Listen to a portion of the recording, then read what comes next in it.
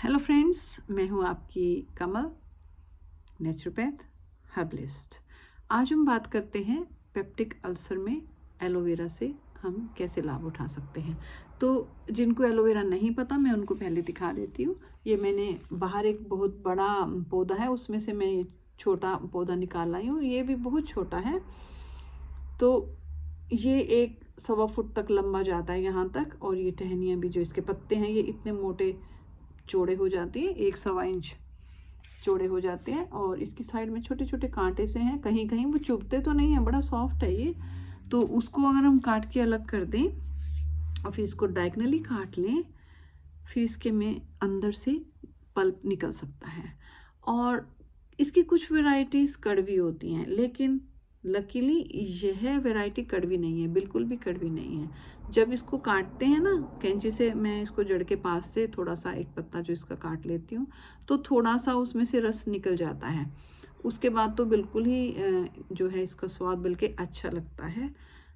तो अगर आपको कड़वा लगे तो ट्राई कीजिए कि थोड़ी मीठे वाली आप वैरायटी ले लीजिए। मीठा तो ये नहीं होता है, पर कड़वा भी नहीं होता है। अदरवाइज आप क्या कर सकते हो, अगर कड़वा है तो थोड़ा सा रस निकल जाने दीजिए, उसका पल्प निकाल लीजिए, उसको धो लीजिए, वो कड़वापन निकल जाता है। तो भारत के तो कई हिस्सों में इसकी सब्जी भी बनाई जाती है। जब मैं छोटी थी, मैंने गांव में देखा था, कई लोगों ने ये घर में लगा रखी थी। मैंने तब इसकी सब्जी नहीं खाई थी। तो आज हम बात करेंगे कि पेप्टिक अल्सर में हम इसका कैसे फ़ायदा उठा सकते हैं। तो पेप्टिक अल्सर का मतलब जब पेट में अल्सर्स हो जाते हैं हमारे, उसका कारण ये है कि जो हमारा हाइड्रोक्लोरिक एसिड होता है वो ज़्यादा स्ट्रॉन्ग हो जाता है ना। वैसे तो अल्सर्स कई बारी जो एच पायलोरी होता है उसकी वजह से होते हैं। कहते हैं ना पेट में कीड़े हो गए, तो उन्हीं कीड़ों में से एक है एच पायलोरी। तो वो अंदर जैसे ऐसे हुक की तरह लग जाता है। तो जब एच पायलोरी मरता है तो वो हुक जब छोड़ता है, वहाँ 2 छेद हो जाते हैं।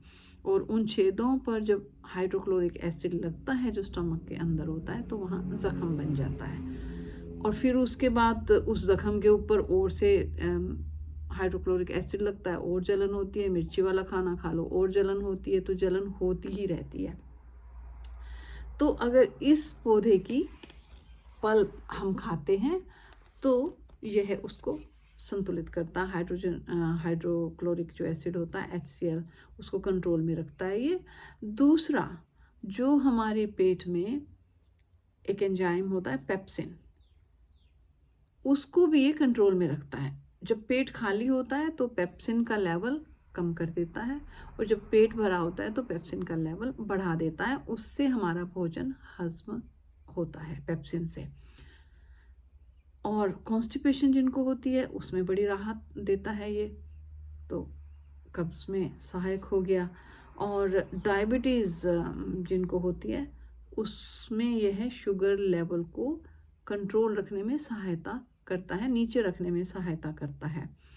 और साथ ही अब जब डायबिटीज़ की बात कर रहे हैं, डायबिटीज़ वाले पेशेंट्स को स्किन पे इचिंग बहुत होती है, खुजली बहुत होती है, लेग्स पे, पाँव पे।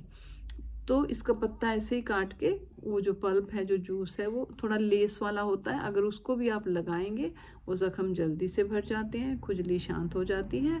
कहीं पे भी लगा सकते हैं, फेस पे भी लगा सकते हैं, बालों में भी लगा सकते हैं।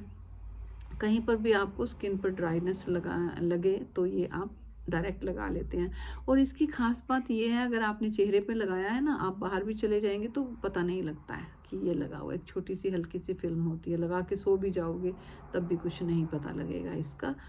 बस एक बारी वो सूख जाए, और वो खींचता भी नहीं है स्किन को ज़्यादा से, तो आप आसानी से लगा सकते हैं। अगर शरीर के अंदर वाटर रिटेंशन होती है तो उसके लिए भी यह सहायक होता है।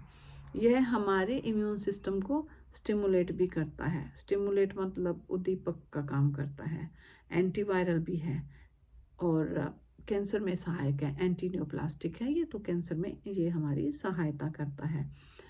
यहाँ तक कि ये हमारे गम्स के लिए, लाइक मसूड़ों के लिए भी बहुत फ़ायदा करता है। आपने मुंह में डाल लिया है ये, इसका जो पल्प है, उसके बाद आप उंगली से अच्छे से उसकी मसूड़ों की आप मसाज कीजिए, ब्रश से भी कर सकते हैं, लेकिन मसूड़ों की मसाज के लिए उंगली ज़्यादा अच्छी रहती है। अच्छे से धो के अगर आप करें, नाखून आपका कटा होना चाहिए और साफ़ होना चाहिए।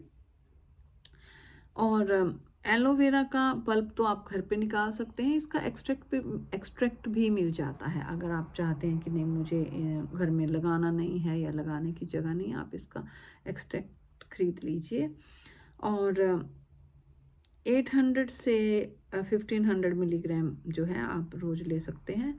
पल्प जो है वो 50 से 60 ग्राम लगभग इतनी सी होगी, 50 ग्राम 50 से 60 ग्राम तक आप रोज़ खा सकते हैं। अगर आपने बॉटल बंद कोई जूस लिया है तो प्लीज़ आप उसका लेबल फॉलो कर लीजिए। And listen to your body, if it is reacting और giving any problem, stop the use and talk to your doctor. अपने डॉक्टर से पूछे बगैर तो वैसे ना शुरू करें तो अच्छी बात है। डॉक्टर हो या आपका नेचुरोपैथ हो, क्योंकि जड़ी बूटियों को जानने वाला नेचुरोपैथ आपको ज़्यादा अच्छे से बता सकता है कि आपको ये लेना चाहिए या नहीं लेना चाहिए।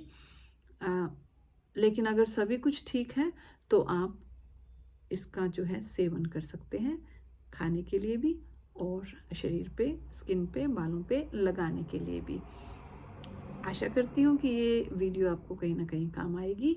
वीडियो सुनने के लिए आपका बहुत बहुत शुक्रिया। आपका दिन मंगलमय हो।